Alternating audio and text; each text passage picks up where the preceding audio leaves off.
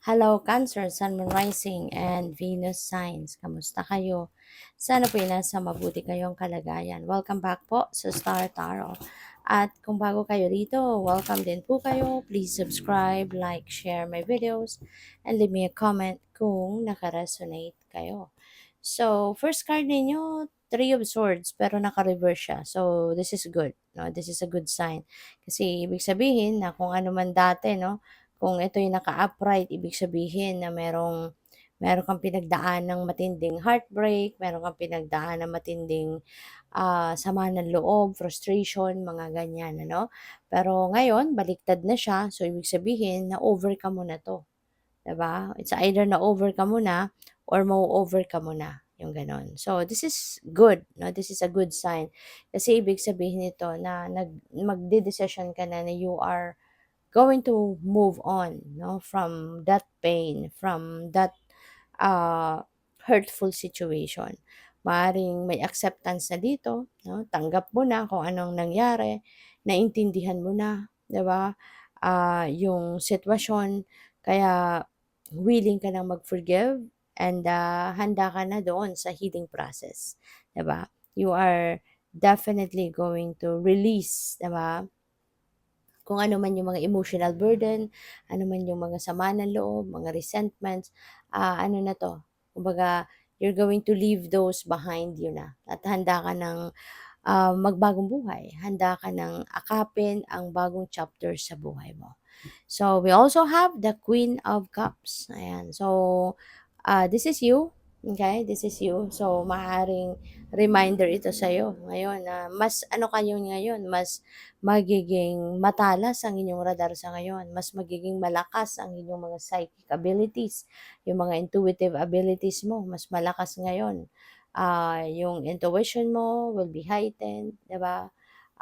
Kaya kung ano man ang mga downloads na binibigay sa iyo ng universe, downloads of information and inspiration, mas mabilis mo siyang ma-pick up sa ngayon. Mas mabilis mong maramdaman yung guidance ng universe sa iyo sa ngayon. And also, of course, you will be embodying the energy of Queen of Cups sa ngayon. Kaya you will be more compassionate, you will be more loving, you will be more considerate, you will be more um, empathic, at saka ano ka, um, yung bang kahit hindi ka hiningian ng tulong, you will be helping other people, yung gano'n. May tendency kang maging matulungin, no, sa ngayon, as in ekstrang matulungin.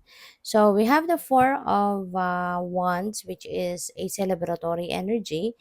So, maaari meron kayong celebrate, no? Pupuwedeng okasyon 'yan, kunyari, baka may mga birthdays, may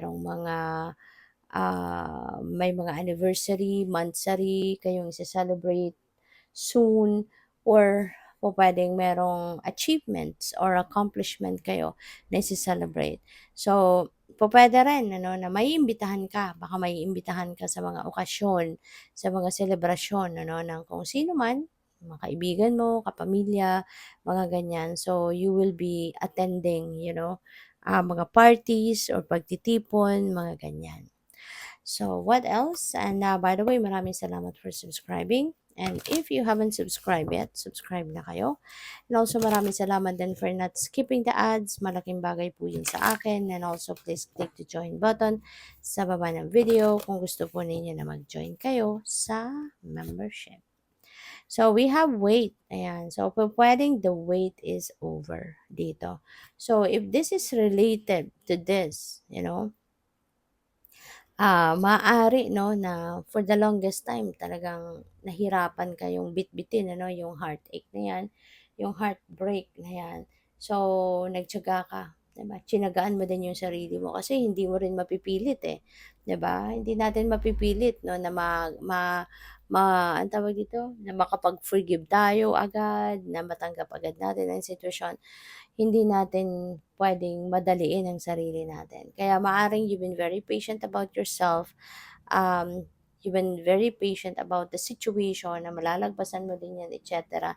At ngayon, 'di ba, na handa ka na na mag-move on, handa ka na na tanggapin at magpatawad na, tanggapin ang sitwasyon at magpatawad na. So finally, siguro dinadasal mo din 'yan, pinagpapasalamat mo din 'yan sa Panginoon na, "Thank you Lord," 'di ba? Because the wait is over, finally, okay na ako, 'di ba? Makakapag-move on na ako, yung gano'n, 'no?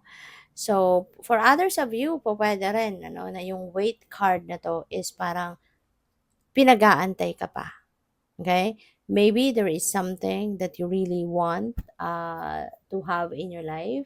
Maybe there is something na talagang um, minimithi mo na magkaroon ka. Kaya ngayon, so yung parang pinag-aantay ka ngayon, 'di ba, ng divine universe na konti pa, antay-antay pa ng konti. Kasi kahit ano man ang gawin natin, ano man ang gawin ninyong effort, no, mag-extra effort kayo, if that something na gusto mong mangyari or gusto mong makamit is not meant for you, talagang hindi rin yan mangyayari.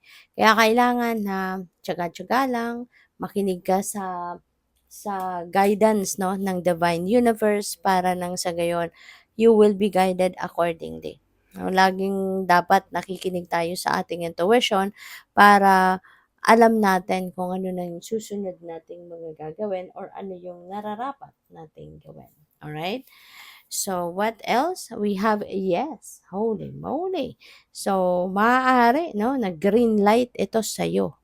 Okay? Maaaring green light na 'to. Baka meron kayong ipinagdadasal na, "Lord, tulungan mo ako, bigyan mo ako ng enlightenment, ng clarity." 'Di ba? Give me a sign na kung talagang okay na ako na gawin ko 'to or am I on the right path? Am I on the right direction? Am I taking the right decision? Or am I doing the right decision? No? So siguro may mga dasal kayong ganyan, ano? And this could be the answer to you na it is a yes. Yes, go for it kasi you're on the right path. So, pwedeng ganun ang ganap. Possible din na this is going to be you telling other people or someone na it is a yes. Maaring nag-a-approve ka, maaring may offer sa'yo at okay din sa'yo, kaya mag-yes ka. Pwedeng meron nanliligaw sa'yo and you're going to say yes. Pwede rin ano, na yung sobrang excited ka about this. Alam mo yun, yung parang may nakuha kang kung ano yung minimithi mo nung gusto mo at na-receive mo na. Kaya mapapasabi ka ng, "Yes! Finally, yes! Thanks God! Yes!" Yung gano'n. So, pupuwedeng may gano'ng ganap din ang iba sa inyo. So, this is a reading for the collective. Kaya always remember na may mga mensahe dito na magre-resonate sa inyo, merong hindi. So, kung ano man yung hindi nagre-resonate, just leave it, let it fly, let it go. Kasi ibig sabihin hindi yung para sa'yo. Okay? So, thank you. Get more information. Alright? Kung kayo ay nagdududa, maaaring meron kayong pinagdududahan pa, 'di ba, na kung ano man, no, na hindi ka pa sigurado, you are not 100% sure. So, get more information, magtanong-tanong ka pa, mag-research ka pa, aralin mo pa, 'di ba, para maging confident ka. Kung magdedesisyon ka man, confident ka na yung basehan ng inyong pagdedesisyon is tama, no? Talagang na hindi ka magwo-worry 'no, na, "Ay naku baka ganito, baka gano'n," 'di ba? So, para malinaw sa isip mo and you will be confident and you will be trusting your decision. So, yun, get more information para na makasigurado ka. Okay? Good luck sa'yo. Thank you for watching. Love and light. Namaste.